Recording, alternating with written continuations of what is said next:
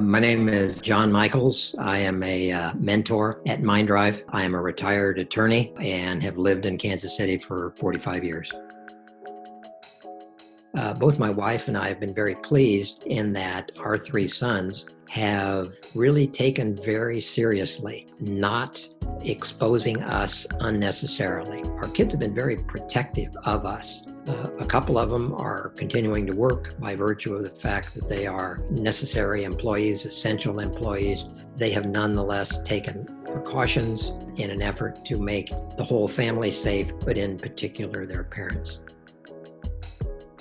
I think that this really shows us how connected we are. The necessity of wearing PPE to protect not only ourselves from getting infected, but also unknowingly being a carrier and going out and infecting someone at the hardware store, at the grocery store, or a policeman. And we all depend upon each other. We're not an island.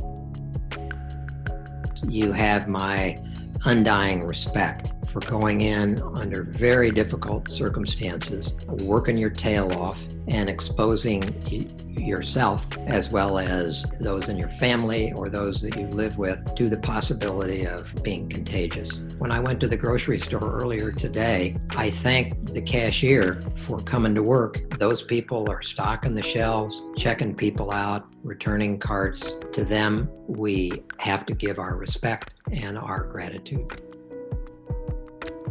The interconnectedness at MINDDRIVE is really what's important.